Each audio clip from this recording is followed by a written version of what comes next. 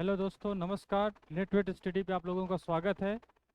तो आज से हम लोग जो बिहार के ढेर सारे एग्जामों में, जैसे Bihar SSC, Bihar CGL, even NTP railway की जो जितने एग्ज़ाम होते हैं, एनटीपीसी, ग्रुप डी, इन सब के एग्ज़ाम और बिहार दरोगा, इन सब एग्ज़ाम में जो हिस्ट्री के क्वेश्चन, ज्योग्राफी के क्वेश्चन, पॉलिटी के क्वेश्चन, इकोनॉमिक्स के क्वेश्चन आते हैं, उसके बारे में हम चैप्टर वाइज डिस्कशन करेंगे। आज जैसे हिस्ट्री में हम बात करते हैं, हिस्ट्री में सामान्यतः तीन खंड होते हैं, तीन खंड से क्वेश्चन आते हैं आपके एग्जाम में। एक होता है प्राचीन भारत, एक होता है मध्य भारत, और तीसरा मोस्ट इम्पॉर्टेंट होता है आधुनिक भारत। हम इस हिसाब से स्टार्ट करेंगे, चैप्टर वाइज इसका नाम ही रखा गया है ताकि हम चैप्टर वाइज क्वेश्चन को करेंगे। जैसे एंशियंट से ही प्राचीन भारत से चलेंगे, तो सबसे पहले हम जो एग्जाम में क्वेश्चन आए हुए हैं 2005 से लेकर अभी तक के क्वेश्चन सारे को डिस्कशन करेंगे। और एक क्वेश्चन के बराबर नहीं होगा, एक क्वेश्चन में लगभग आप 8 से 10 क्वेश्चन देखेंगे, या हो सकता है उससे ज़्यादा देखें, क्योंकि उसका एक्सप्लेनेशन मोस्ट इंपॉर्टेंट है। एक्सप्लेनेशन मैं करूंगा यहाँ पर, जो उससे रिलेटेड और चार ऑप्शन होंगे उससे एक्सप्लेनेशन करूंगा। उस क्वेश्चन से रिलेटेड और सारे जो क्वेश्चन, क्या क्या आयाम हो सकते हैं क्वेश्चन के, वो सब सारे हम डिस्कशन करते हुए चलेंगे। बहुत ही मज़ेदार क्लास रहेगी। आप एक बार जब भी इस क्लास को देखें, आप पेन और कॉपी को साथ में लेकर बैठेंगे। ये कोई कथा वगैरह नहीं चल रहा कि केवल सुनते ही जाएंगे आप, है ना। जब भी आप बैठेंगे क्लास में, क्लास ऑनलाइन के साथ, आप केवल केवल पेन और पेपर जरूर लेके बैठेंगे साथ में, ताकि उसको जो इम्पोर्टेंट बातें हैं उसको नोट डाउन भी करते चले।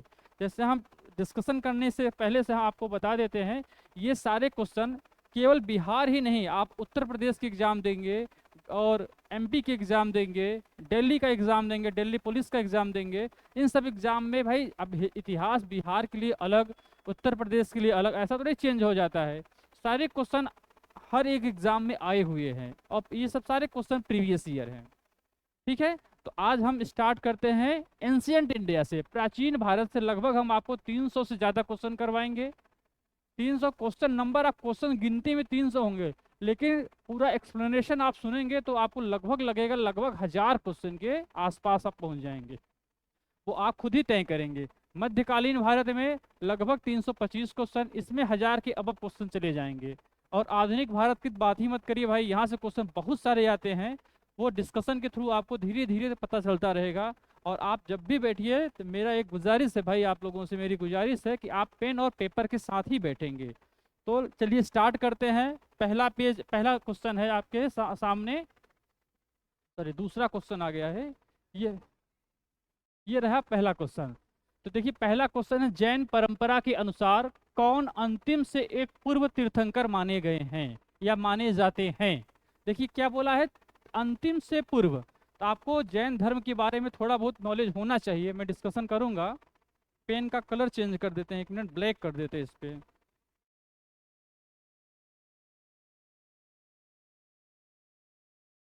तो यहाँ पे स्टार्ट करेंगे जैन धर्म के बारे में। जैन धर्म के बारे में स्टार्ट करते हैं। तो जैन धर्म, सॉरी,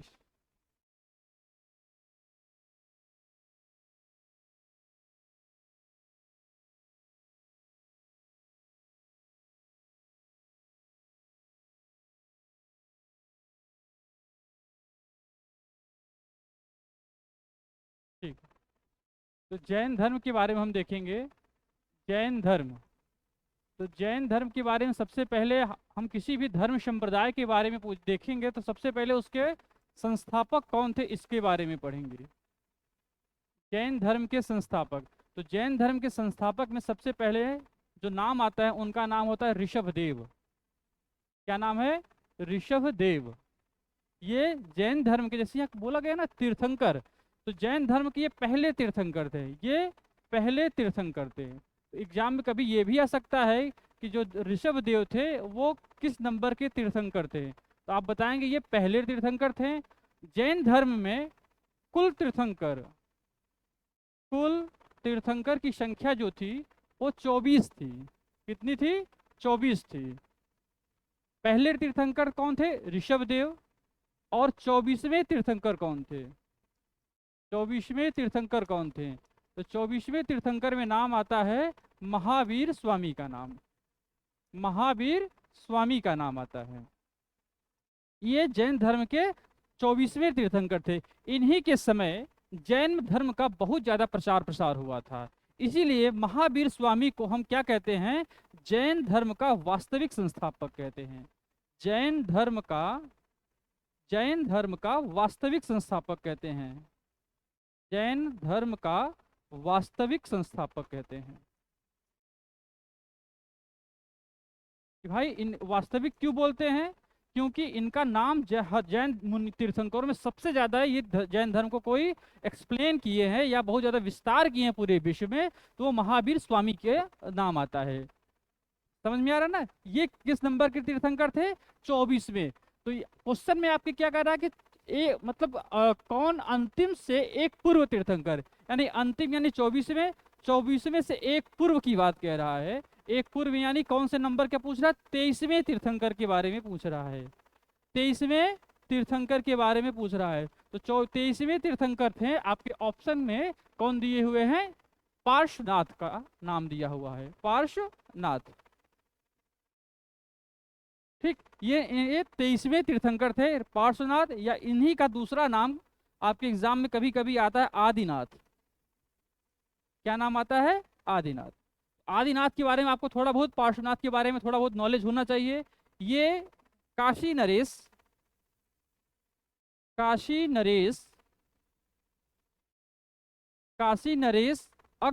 अश्वसेन के पुत्र थे, अश्वसेन के पुत्र थे।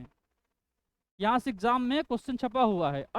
जो पार्श्वनाथ थे कहाँ के नरेश थे या कहाँ के रहने वाले थे, तो काशी का मतलब क्या, आज का जो वाराणसी है वो जगह। काशी का मतलब क्या है, वाराणसी यानी बनारस। बनारस किस नदी के किनारे स्थित है, आप बताएंगे गंगा नदी के किनारे है। कहाँ पे, गंगा है। कहाँ पर, आपको पता होना चाहिए, ये उत्तर प्रदेश में है। ठीक, तो पार्श्वनाथ का नाम आ गया। ये 23वें तीर्थंकर थे। 24वें तीर्थंकर महावीर स्वामी थे। कुल तीर्थंकर की संख्या 24वें है। पहले तीर्थंकर कौन थे, ऋषभदेव। कभी कभी आपके एग्जाम में क्वेश्चन आएगा जैन धर्म का संस्थापक कौन था, तो आप में एग्जाम में ऑप्शन ऋषभदेव का नाम नहीं आता है। जब ऑप्शन में ऋषभदेव नहीं दिए रहेंगे तो आप किसको टिक करेंगे, महावीर स्वामी को टिक करके आएंगे। यदि क्या दिया है, ऑप्शन में ऋषभदेव का नाम नहीं दिया हुआ है, क्योंकि महावीर स्वामी थे, जैन धर्म को बहुत ज़्यादा विस्तार किए थे, बहुत ज़्यादा फैलाव किए थे अपने धर्म के बारे में, इसलिए बहुत ज़्यादा फेमस हुए थे जैन महावीर स्वामी। क्लियर है यहाँ तक। उसके बाद पार्श्वनाथ जो थे, ये जैन धर्म में 4 चतुर्याम जो पार्श्वनाथ ने जैन धर्म में चातुर्याम दिए थे। चातुर्याम का मतलब होता है जैन धर्म की जो शिक्षाएं होती हैं, 4 शिक्षाएं दी थी जिसको हम चातुर्याम बोलते हैं। तो पहला इनका नाम शिक्षा था वो था सत्य। क्या था, सत्य था।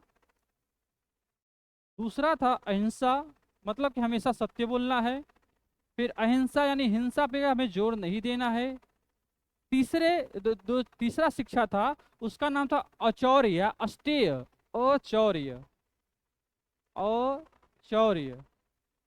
या इसी को हम क्या कहते हैं, अस्तेय, यानी चोरी न करना। और चौथा क्या था, अपरिग्रह था। क्या था, अपरिग्रह था। जो चौथा शिक्षा था वो अपरिग्रह था। आप देख पा रहे हैं, इसी चारों शिक्षा को हम क्या बोलते हैं, चातुर्याम बोलते हैं। उसके बाद महावीर स्वामी आए। इसमें महावीर स्वामी ने 5वां शिक्षा दिया। महावीर स्वामी ने 5वीं शिक्षा दी, जिसका नाम होता है ब्रह्मचर्य। जिसका नाम क्या है, ब्रह्मचर्य। ब्रह्मचर्य का मतलब कि जो इंसान अपनी सारी इंद्रियों पर काबू पा लेता है। सारी इंद्रियों का मतलब केवल यही नहीं होता, ब्रह्मचर्य का मतलब कि केवल शादी न करना। ब्रह्मचर्य का मतलब कि सारी इंद्रियों पे काबू पा लेना। खासकर हम स्टूडेंट्स को अपनी लाइफ में पढ़ाई करते समय इस नियम को ध्यान में रखना चाहिए। यदि इस पे कंट्रोल कर ले, सारे इंद्रियों पे, मतलब तमाम तरीके के घूमना फिरना, मन का विचलित होना, ये सब हमारे सिलेक्शन के मार्ग में बाधा डालती हैं। तो ब्रह्मचर्य का मतलब केवल केवल ये नहीं होता कि आप शादी न किए हैं तो आप ब्रह्मचर्य को पालन किए हैं। आपका मन भटक रहा है, आप बैठे हो क्लास में, कहीं दूसरी जगह क्रिकेट में मन लग रहा है, तो ये सब आपकी इंद्री पे आपका काबू नहीं है। आपका मन है समोसे खाने में, लिट्टी समोसे खाने में, तो ये आपका मन भटक रहा है, यानी आपका जो इंद्री पे आपका काबू आपको नहीं है। इस वजह से ये जो पांचवा शिक्षा दिया था ब्रह्मचर्य का, ये किसने दिया था? महावीर स्वामी ने। इसको हम क्या कहते हैं? जब महावीर स्वामी देने के बाद इन सारी शिक्षाओं को हम क्या बोलने लगे? पांच महाव्रत बोलने लगे। देखिए ये जो पूरा है इसको बोलते हैं पंच महाव्रत। पंच महाव्रत बोलने लगे। ठीक, क्लियर है यहाँ तक? ये सारी हो गई हैं किसके बारे में? जैन धर्म। जैन धर्म के बारे में और सारी है कि जैन धर्म भाई, अब महावीर स्वामी से इंपॉर्टेंट चीजें आती हैं। महावीर स्वामी से इंपॉर्टेंट भाई इनका जन्म, क्योंकि महावीर स्वामी बहुत ज़्यादा इंपॉर्टेंट है, तो आपको पता है महावीर स्वामी का जन्म 599, जो महावीर स्वामी हैं, महावीर स्वामी, महावीर स्वामी का जन्म 599 बीसी, या कहीं कहीं आपको 540 बीसी भी देखने को मिलता है।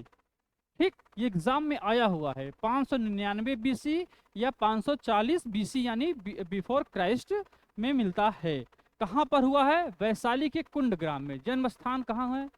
जन्म का स्थान, जन्म स्थान महावीर स्वामी का वैशाली, जो आज के बिहार राज्य में है वैशाली।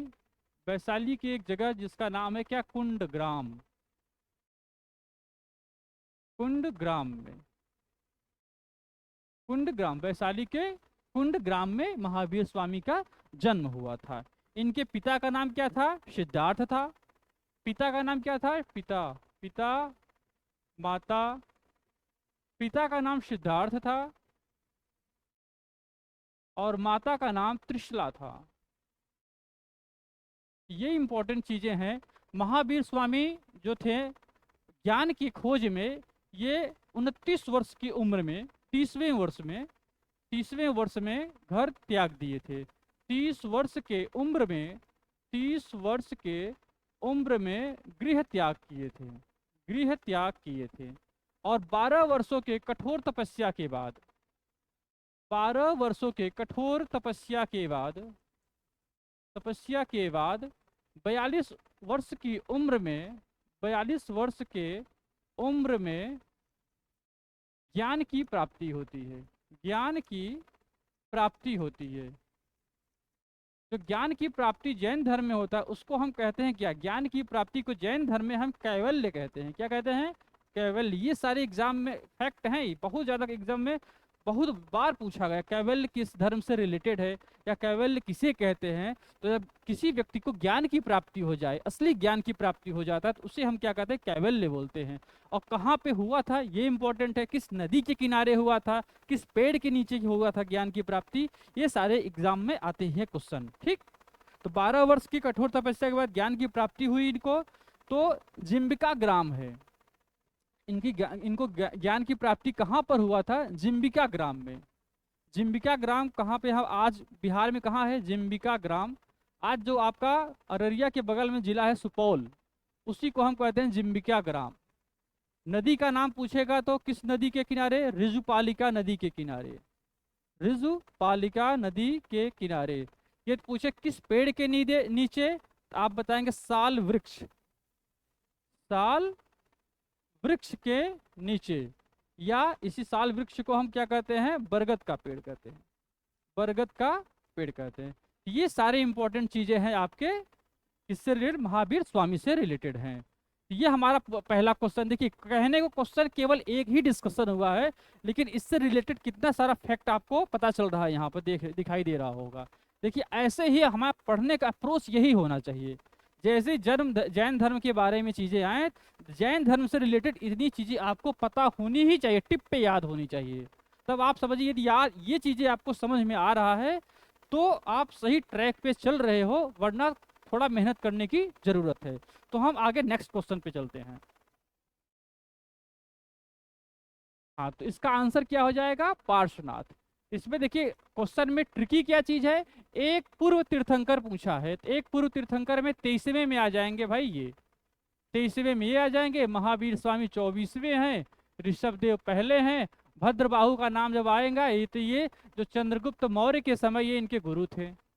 चंद्रगुप्त मौर्य के समय ये क्या थे, इनके गुरु थे। तो हम आगे क्वेश्चन आएगा डिस्कशन करेंगे। क्लियर है? तो क्वेश्चन नंबर 2 पे आते हैं हम। फिर आया है कि निम्न किस स्रोत के अनुसार यह कहा जाता है अशोक ने श्रीनगर शहर को बसाया गया है। यहाँ पे देखिए थोड़ा कॉमा का दिक्कत है, ये कॉमा इधर होना चाहिए, इन्वर्टेड कॉमा बंद इधर होना चाहिए, यहाँ से ओपन है तो यहाँ पर बंद इधर होना चाहिए। किस शहर को? बौद्ध परंपरा, जैन परंपरा, तिब्बती परंपरा, कल्हड़ की राजतरंगड़ी। जैसे ही आप अशोक के बारे में जाएंगे, श्रीनगर, श्रीनगर आपको पता है कहाँ है, जम्मू कश्मीर में है। ठीक, तो कल्हड़ की राज, इसका आंसर क्या हो जाएगा? कल्हड़ की राजतरंगड़ी। कल्हड़ की राजतरंगड़ी में ही हमें अशोक या अशोक के द्वारा बसाया गया श्रीनगर के बारे में जानकारी मिलती है और जम्मू कश्मीर के बारे में जानकारी मिलती है।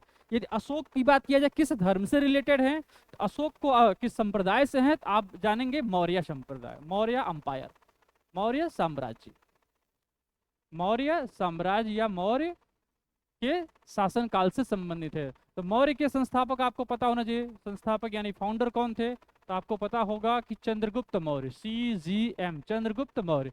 इनका एक लड़का आता है, इनके बाद एक इनका लड़का रहता है जो मौर्य को आगे थोड़ा सा बढ़ाता है, जिसका नाम बिंदुसार था। जिसका नाम क्या था? बिंदुसार था। बिंदुसार और बिंबिसार में बहुत ज्यादा कंफ्यूजन होता है बच्चों को। तो बिंदुसार जो है वो मौर्य एम्पायर से रिलेटेड है, और बिंबिसार जब आएगा तो वो उनका नाम आएगा हर्यंका डायनेस्टी से, हर्यंका वंश से रिलेटेड है। और बिंदुसार के बाद अशोक का नाम आता है।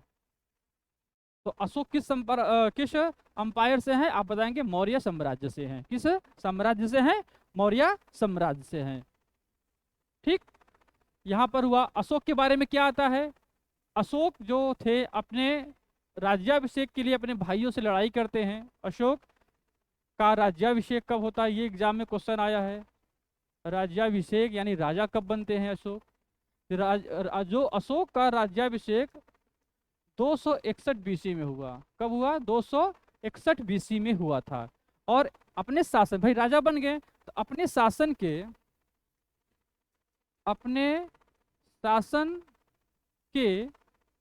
8वें वर्ष जो बहुत ज्यादा इंपॉर्टेंट है, यानी 8वां जोड़ देंगे यहाँ पर तो आ जाएगा 269 BC में। 269 BC में क्या करते हैं, सॉरी, इनका राज्याभिषेक हुआ था 269 BC में, और 8वें वर्ष जाएंगे तो 261 BC में क्या हो जाएगा, ये करेंगे कलिंग पर युद्ध। क्या करेंगे? कलिंग पर युद्ध करेंगे, जहाँ पे बहुत ज्यादा मार कुटाई होती है, खूनम खून होता है, बहुत ज्यादा खूनम खून होता है। इसके बाद कलिंग के युद्ध के बाद ही अशोक का हृदय परिवर्तन हो जाता है। अशोक ने जो भेरी घोष की नीति थी, अशोक ने भेरी घोष को, इसके पश्चात ही कलिंग के युद्ध के पश्चात अशोक ने भेरी घोष का मतलब होता है क्या? भेरी घोष का मतलब होता है पॉलिसी ऑफ वॉर। क्या होता है? पॉलिसी ऑफ वॉर, यानी वार की, युद्ध की नीति को भेरी घोष को छोड़कर धम्म घोष की नीति अपना लेते हैं। धम्म घोष की नीति अपना लेते हैं। अब धम्म घोष का मतलब क्या होता है? Policy of peace, policy of peace. इस नीति को अपनाते हैं। कब अपनाते हैं? जब ये कलिंग युद्ध होता है उसके बाद। एग्जाम में क्वेश्चन क्या आया हुआ है कि अशोक अपने शासन के किस वर्ष में कलिंग पर युद्ध करते? तो आप बताएंगे 8वें वर्ष में। 8वें वर्ष पे अशोक ने कलिंग पर युद्ध किया, बहुत ज्यादा मार कुटाई हुआ, चारों तरफ खूनम खून फैल गया था। क्लियर है भाई? ये सब खूनम खून देखकर अशोक ने क्या किया, जो भेरी घोष पॉलिसी ऑफ वॉर है उसको छोड़कर पॉलिसी ऑफ पीस यानी धम्म घोष की नीति को अपना लेते हैं। तो यहाँ तक इम्पोर्टेंट है अशोक के बारे में, केवल यही इम्पोर्टेंट। अशोक के बारे में और सारी चीजें हैं जो इम्पोर्टेंट है, लेकिन अभी हम केवल इतने ही पढ़ेंगे। इसके बाद हम नेक्स्ट क्वेश्चन की तरफ चलते हैं। ठीक, नेक्स्ट क्वेश्चन में क्या है? दक्षिण भारत में जैन प्रसार हुआ था। ठीक, मैं जैन धर्म का प्रचार प्रसार दक्षिण भारत में कौन किया था? गौतम द्वारा, इंद्रभूति द्वारा, सुधर्मन द्वारा या भद्रबाहु द्वारा? अभी देखिए भद्रबाहु का नाम आया था ना। ठीक। अब आता है समय कब भाई? मौर्य अंपायर का समय आता है, मौर्य साम्राज्य की बात आती है। मौर्य साम्राज्य में के जो फाउंडर थे जिनका नाम था चंद्रगुप्त मौर्य, चंद्रगुप्त CGM, चंद्रगुप्त मौर्य, यही इसके संस्थापक थे। मौर्य के समय, अब पूरी डिटेल बातें बाद में होंगी मौर्य के बारे में, लेकिन इसी के समय मौर्य अंपायर में अकाल पड़ता है, मौर्य अंपायर में अकाल पड़ता है, सूखा पड़ता है। ठीक। तो होता क्या, जो चंद्रगुप्त मौर्य के गुरु रहते हैं, जो आध्यात्मिक गुरु रहते हैं भद्रबाहु चंद्रगुप्त मौर्य को लेकर, CGM को लेकर और अपने अनुयायियों को लेकर कहाँ चले जाते हैं? दक्षिण की ओर चले जाते हैं, भारत में दक्षिण की ओर चले जाते हैं। ठीक। और यहीं पर क्या, जैसे ही भाई यहाँ पर जैन धर्म को कौन बढ़ा रहा है? भद्रबाहु बढ़ा रहे हैं। लेकिन जैसे भद्रबाहु चले जाएंगे तो जो जैन धर्म है दो संप्रदाय में टूट जाएगा। जैन धर्म दो संप्रदाय में बिखर जाएगा। एक होता है दिगंबर संप्रदाय,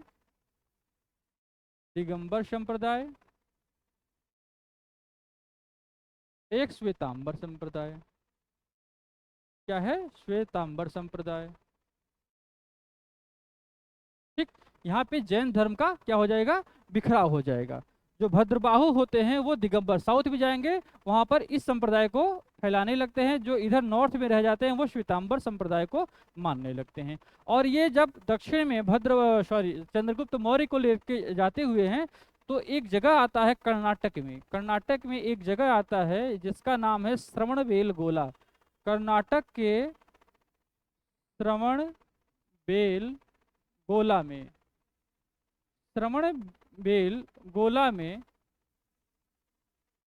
श्रवणबेलगोला में CGM यानी चंद्रगुप्त मौर्य ने संलेखना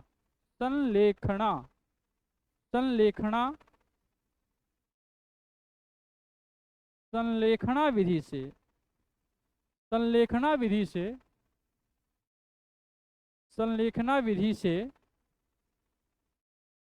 से अपने प्राण त्याग दिए।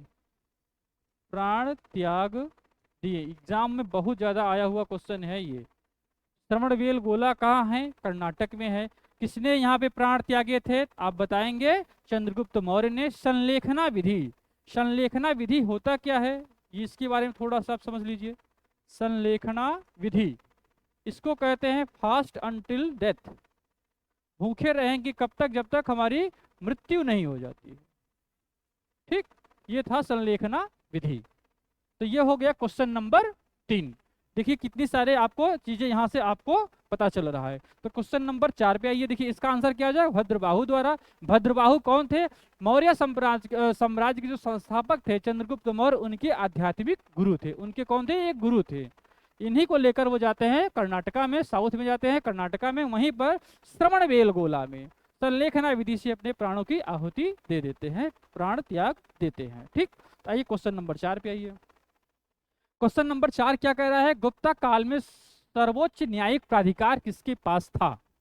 क्या था? सर्वोच्च न्यायिक प्राधिकार किसके पास था? मुख्य पुरोहित, महादंडनायक, मंत्रिमंडलम या राजा के पास? देखिए यहाँ पे क्वेश्चन दो अलग अलग टाइप से पूछिए। क्वेश्चन को आप नहीं पढ़ेंगे तो गलतियां हो सकती हैं। ठीक। तो यहाँ पे क्या है? गुप्त काल में सर्वोच्च न्याय प्राधिकार किसके पास था? तो प्राधिकार राजा के पास था। प्राधिकार किसके पास था? तो प्राधिकार राजा के पास था। लेकिन जो सर्वोच्च न्यायिक प्राधिकार कौन होता था? ये पूछे कि गुप्त काल में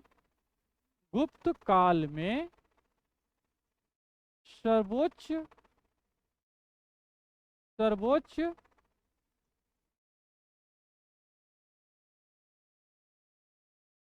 न्यायिक, थोड़ा सा गड़बड़ हो रहा है, न्यायिक पदाधिकारी कौन होता था? पदाधिकारी तो उसको हम बोलते हैं पदाधिकारी। कौन होता था?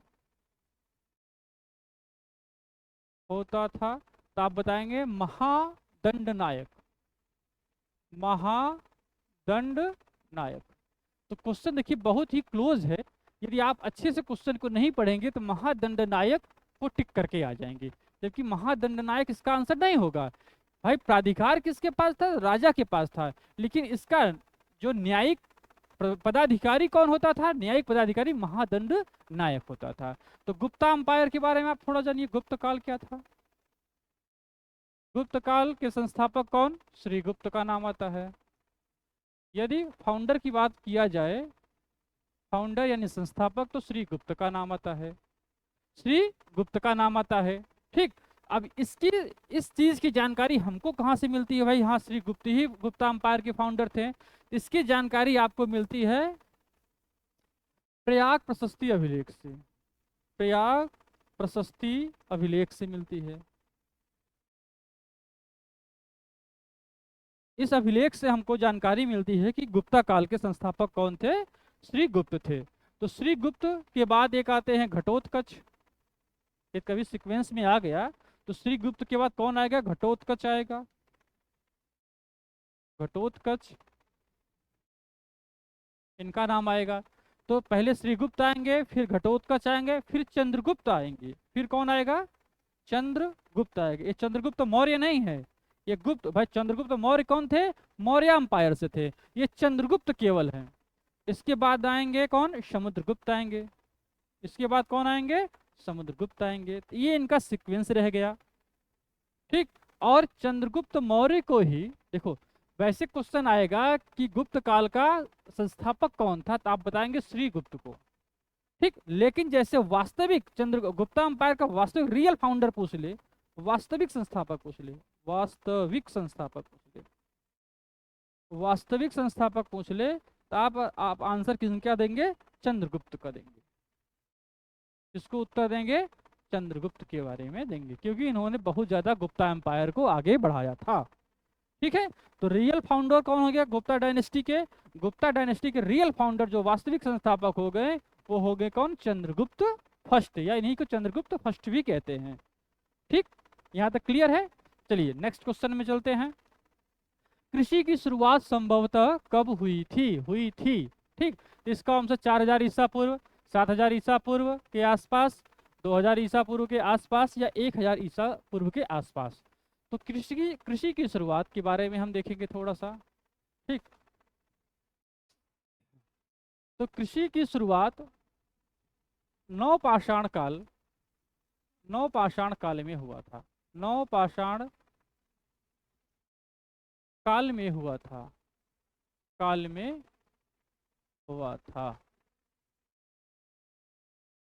ठीक।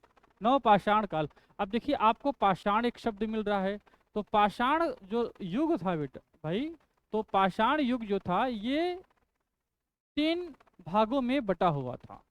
इसको हम पाषाण युग को पढ़ने के लिए हम 3 अलग अलग प्रकार के काल में पढ़ते हैं। एक होता है पूरा पाषाण काल, पूरा पाषाण काल।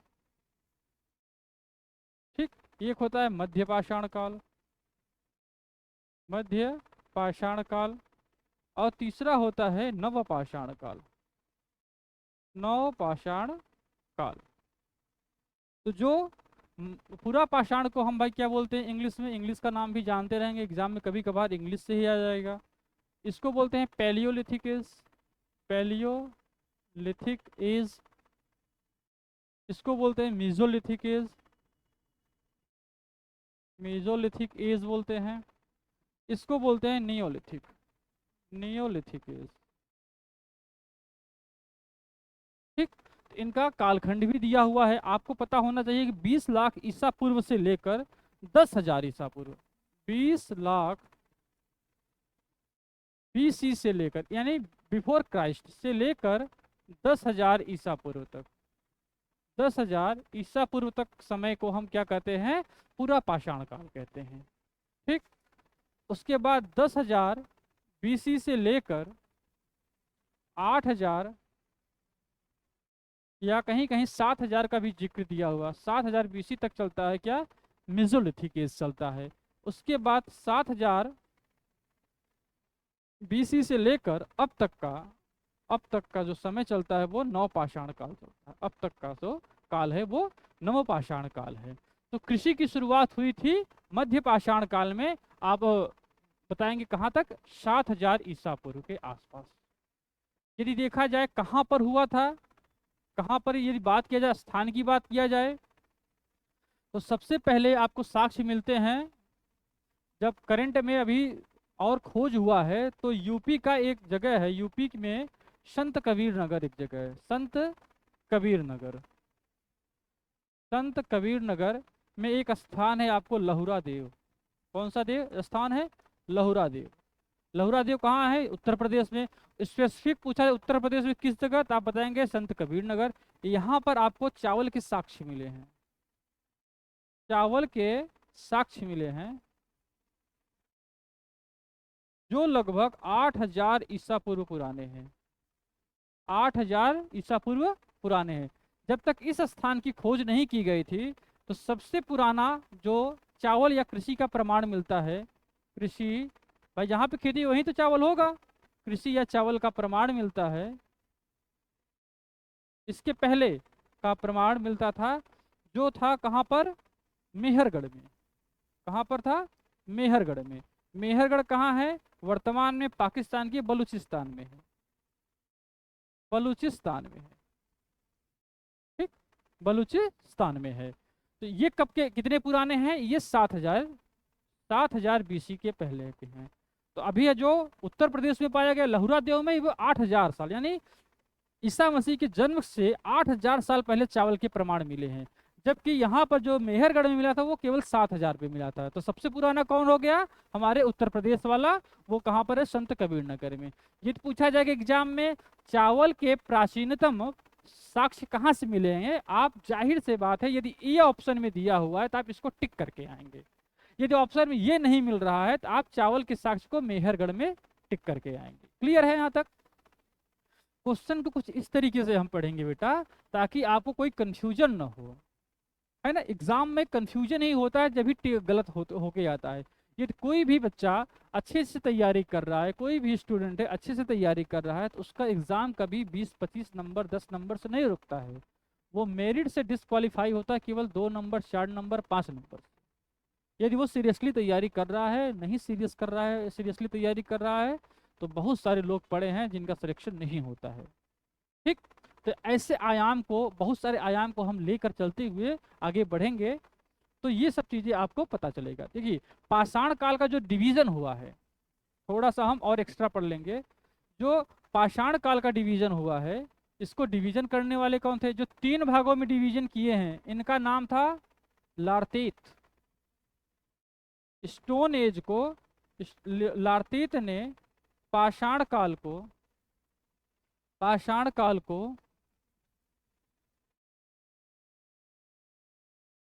3 भागों में विभाजित किया था।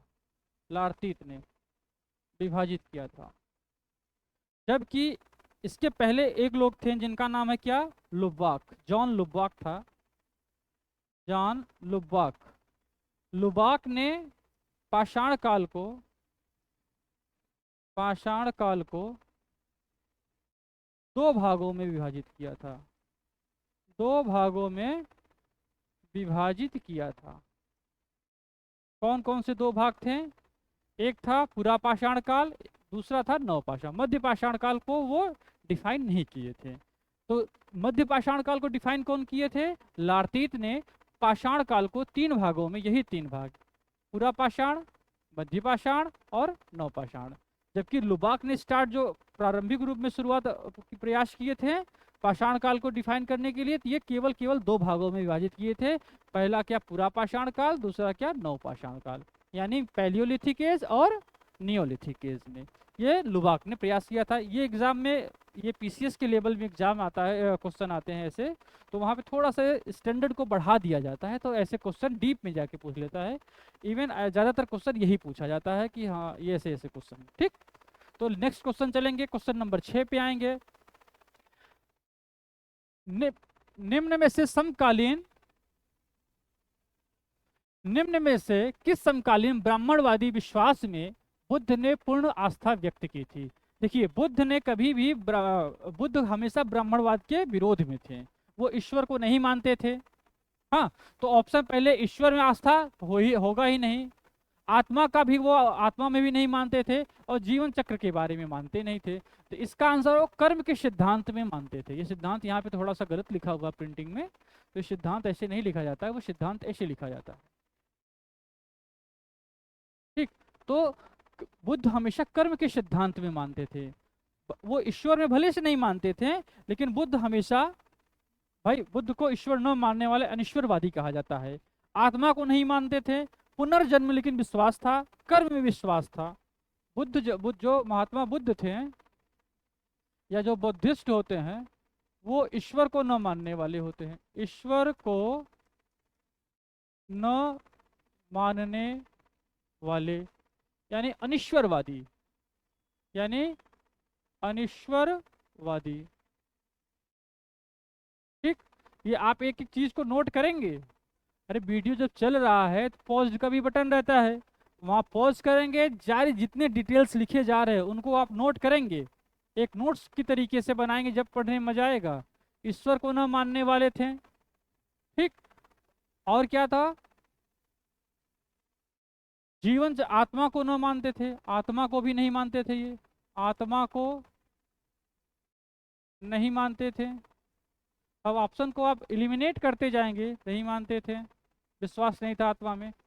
कर्म में आस्था थी इनकी, कर्म में आस्था थी। अब ब्राह्मणवादियों का भी कर्म में आस्था था। इसमें तो यहाँ पर इनका सेट बैठ जाता था, भाई आप भी कर्म को मान रहे, हम भी कर्म को मान रहे हैं, लेकिन इनका पुनर्जन्म में विश्वास था। यहीं से क्वेश्चन आता है, पुनर्जन्म में विश्वास था। भगवान को नहीं मानते थे, ईश्वर को नहीं मानते थे, आत्मा को नहीं मानते थे, लेकिन पुनर्जन्म को मानते थे बुद्ध जी। ठीक, तो यहाँ से क्वेश्चन जहाँ पे गड़बड़ी आएगी, कंट्राडिक्ट जहाँ पे करे, क्वेश्चन वहीं से बनता है। तो आपका इसका आंसर क्या? कर्म का सिद्धांत। तो भाई क्या क्या आस्था व्यक्त किस में किया था? कर्म के सिद्धांत में। पुनर्जन्म दिया होता तो हम मान सकते थे, लेकिन पुनर्जन्म ऑप्शन में दिया नहीं है, तो ऑप्शन में जो चीज नहीं दिया है तो हम उसके बारे में बातें नहीं करेंगे। ठीक है, इसको नोट करिए, आगे बढ़िए। क्वेश्चन नंबर 7 पे आइए। किस स्थान पर भगवान लिखा होगा? यहाँ भगवान लिखा होना चाहिए, भगवान। महावीर स्वामी की मृत्यु हुई थी। ठीक, हमें आपको अभी बताते हुए आए हैं, महावीर स्वामी, महावीर स्वामी का जन्म जो हुआ था, कहीं कहीं आपको 599 BC या आपको 540 BC, इसी में इतिहासकारों में द्वंद्व है, तो आप इन दोनों को पढ़ के चलेंगे, 599 540। अब आप कहेंगे सर दोनों ऑप्शन में आ जाए तो नहीं, कभी दोनों ऑप्शन में एक साथ आएगा नहीं, या तो 599 देगा या तो 500। जन्म स्थान कहाँ पर था? जन्म स्थान आपको बताया, कुंडग्राम। कुंडग्राम कहाँ पर है? वैशाली में है। कहाँ पर है? वैशाली में है। कहाँ पर है? वैशाली में है। उसके बाद इसमें क्या पूछ रहा है? इनकी मृत्यु के बारे में। मृत्यु कब हुई? मृत्यु हुई 468 BC में, 468 BC में। ठीक, उसके बाद मृत्यु कहाँ पर होती है? मृत्यु होती है इनका पावापुरी में। कहाँ पर मृत्यु होती है? पावापुरी में इनकी मृत्यु होती है।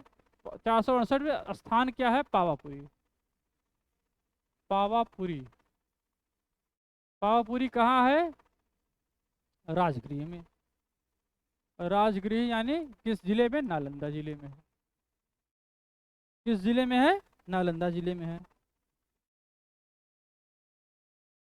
चलिए आगे बढ़ते हैं हम, क्वेश्चन नंबर 8 देखते हैं। देखिए क्वेश्चन आ भी गया। महावीर स्वामी का जन्म 540 ईसा पूर्व किस स्थान पे हुआ था? आप बताइए, फटाफट आंसर दीजिए। आप बताएंगे वैशाली में। आगे बढ़ेंगे। सांची के स्तूप के निर्माण किसने करवाया था? सांची के स्तूप, सांची का स्तूप है कहाँ?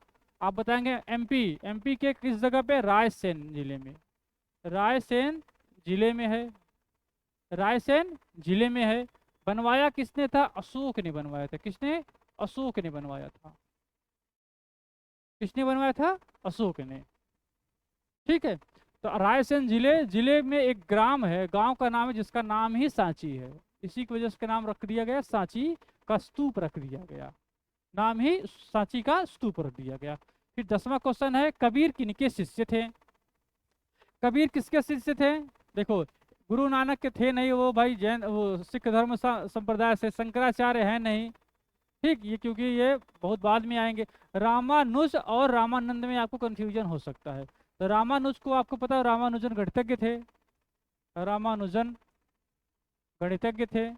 ये रामानंद के शिष्य थे, किसके शिष्य थे? रामानंद के शिष्य थे। तो हम अब कल से थोड़ा सा और क्वेश्चन, नंबर ऑफ क्वेश्चंस को बढ़ाएंगे, तो इस तरीके से डिस्कशन होगा ताकि आप बहुत ज़्यादा क्वेश्चन को अटेम्प्ट कर पाओ, उससे रिलेटेड और सारे जो क्वेश्चन बन पाए उसको भी आप थोड़ा सा कर पाएँ, इसे यही हमारी कोशिश रहेगी। तो आज के लिए इतना ही, अब आगे कल से हम फिर से कंटिन्यू करेंगे। Thank you so much.